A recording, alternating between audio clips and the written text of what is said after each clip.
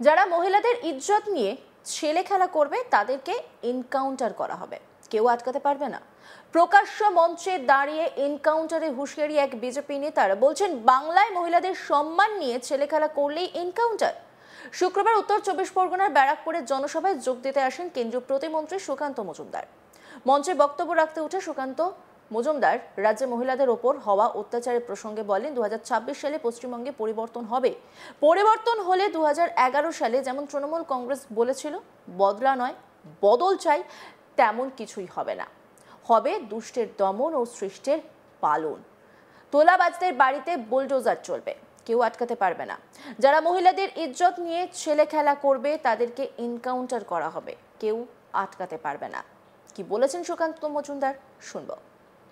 CA বন্ধ করবেন বলেছিলেন, পারেননি। এসআর করতে দেবেন না বলেছেন, পারেননি।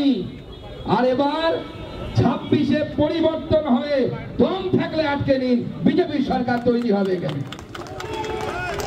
বিজেপি সরকার তৈরি হবে। আর বিজেপি সরকার আপনাদের মতো বলবে না যে বদল নয় বদলা নয় বদল চাই, আর বলে তারপরে বদলাই নিয়েছে তারা।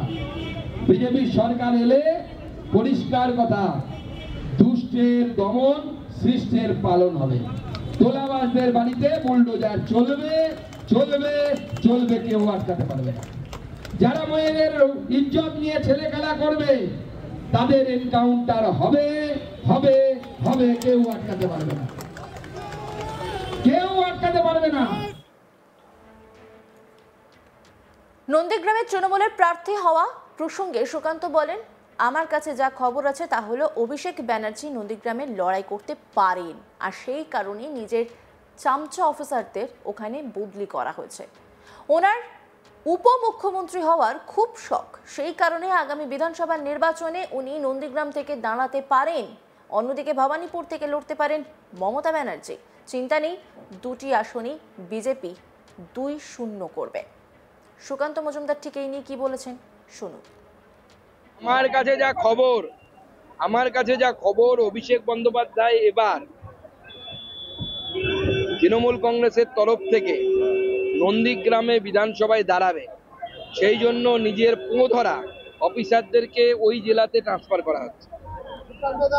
ওনার উপমুখ্যমন্ত্রী হওয়ার খুব শখ, সেই উপমুখ্যমন্ত্রী হবার জন্য উনি নন্দীগ্রামে বিধানসভায় দাঁড়াবেন বলে আমার কাছে খবর আছে।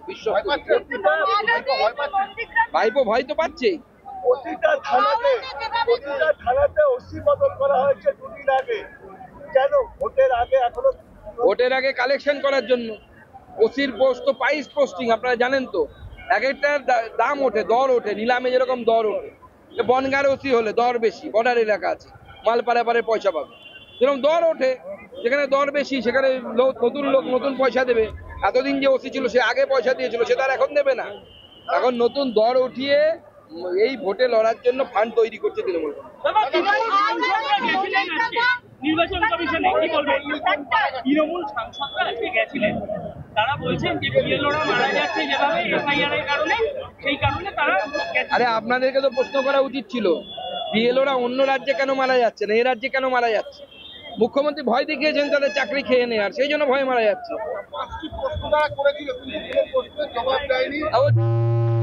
ওই প্রশ্নের জবাব ইলেকশন কমিশন কেন দেবে? আমি দিয়ে দিচ্ছি।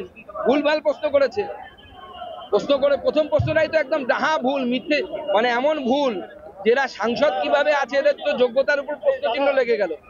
বলছে যে এসআইআর কি হচ্ছে, বাংলাদেশের নাগরিক বা ভারতের নাগরিক নয় তাদেরকে চিহ্নিত করার জন্য না ভোটার চিহ্নিত করার জন্য? এত মূর্খ এরা যে পিপলস রিপ্রেজেন্টেটিভ অ্যাক্ট পড়েনি। ওখানে তো একজন আইনজীবী ছিলেন, তিনি হাউ হাউ করে যায়। এই দিনে জনসভা থেকে অনুপ্রবেশকারীদের কেউ হুঁশিয়ারি দেন কেন্দ্রীয় শিক্ষা প্রতিমন্ত্রী। তিনি বলেন, আমাদের অবস্থান খুব পরিষ্কার, বাংলাদেশ থেকে যে সমস্ত হিন্দুরা এদেশে এসেছেন তাদেরকে নাগরিকত্ব দেওয়ার কাজ নরেন্দ্র মোদী সরকার করবেন। মমতা ব্যানার্জির ক্ষমতা নেই এটা আটকানোর। আমি সব হিন্দু শরণার্থীদের বলবো তারা যেন সিএএ তে আবেদন করেন। সেই সঙ্গে তিনি বলেন, মায়েদের অনুরোধ করব ছেলে মেয়েদের আর যাই করান প্রয়োজনে মুসলিম লীগ করান, কিন্তু তৃণমূল করাবেন না। কি বলেছেন সুকান্ত মজুমদার, শুনুন। যারা এই পাকিস্তানি বাংলাদেশ থেকে আসা যারা অনুপ্রবেশকারী, পরিষ্কার বলে দিচ্ছি আমাদের স্ট্যান্ড খুব ক্লিয়ার, আমরা কোনো রাগ ঢাক করি না। বাংলাদেশ থেকে আসা সে দেশের উদ্বাস্তু হিন্দু, তারা যারা ভারতবর্ষে এসে গেছেন তাদেরকে নাগরিকত্ব দেওয়ার কাজ নরেন্দ্র মোদী করবে, মমতা বন্দ্যোপাধ্যায়ের ক্ষমতা নেই আসা। এখানে যে সমস্ত উদ্বাস্তু পরিবারের ভাই বোন দাদা দিদি যদি থাকেন তাদের কাছে হাত জোর করে অনুরোধ করছি, আপনারা সিএ তে ফর্ম ফিল আপ করুন। বিভিন্ন জায়গায় সিএ এর ক্যাম্প ভারতীয় জনতা পার্টির তরফ থেকে চালানো হচ্ছে। সেই সিএ এর ক্যাম্পে গিয়ে আপনার কাছে ডকুমেন্ট থাক ডকুমেন্ট না থাক, আপনারা গিয়ে সেখানে গিয়ে সিএ এর ফর্ম ফিল আপ করুন। অলরেডি আজকে দেখবেন আমাদের উদ্বাস্তু সেলের নেতা অসীম সরকার, যিনি বিধায়ক এবং কবিয়াল, তিনি প্রায় 10-12টি এরকম সার্টিফিকেট তার সোশ্যাল মিডিয়ায় পোস্ট করেছেন। যারা সিএ তে নাগরিকত্ব খুব কিছুদিনের মধ্যে পেয়েছেন, তারা সিএ এর মাধ্যমে নাগরিকত্ব পেয়ে তারা বহাল তবিয়তে ভারতবর্ষে থাকবে। তাদের কেশাগ্র স্পর্শ করার ক্ষমতা তৃণমূল কংগ্রেসের পুলিশের নেই, কিচ্ছু করতে পারবে না। নন্দীগ্রামে তৃণমূলের প্রার্থী হওয়া প্রসঙ্গে সুকান্ত মজুমদার বলছেন, আমার কাছে যা খবর আছে তা হলো অভিষেক ব্যানার্জি নন্দীগ্রামে লড়াই করতে পারেন, আর সেই কারণে নিজের চামচা অফিসারদের ওখানে বদলি করা হয়েছে। ওনার উপমুখ্যমন্ত্রী হওয়ার খুব শখ, সেই কারণে আগামী বিধানসভা নির্বাচনে উনি নন্দীগ্রাম থেকে দাঁড়াতে পারেন, অন্যদিকে ভবানীপুর থেকে লড়তে পারেন মমতা ব্যানার্জি। কি বলেছেন তিনি, শুনুন। আমার কাছে যা খবর অভিষেক বন্দ্যোপাধ্যায় এবার তৃণমূল কংগ্রেসের তরফ থেকে নন্দীগ্রামে বিধানসভায় দাঁড়াবে, সেই জন্য নিজের পোঁধরা অফিসারদেরকে ওই জেলাতে ট্রান্সফার করা হচ্ছে। ওনার উপমুখ্যমন্ত্রী হওয়ার খুব শখ, সেই উপমুখ্যমন্ত্রী হবার জন্য উনি নন্দীগ্রামে বিধানসভায় দাঁড়াবেন বলে আমার কাছে খবর আছে। বিশ্বাস ভাইপো ভয় তো পাচ্ছেই।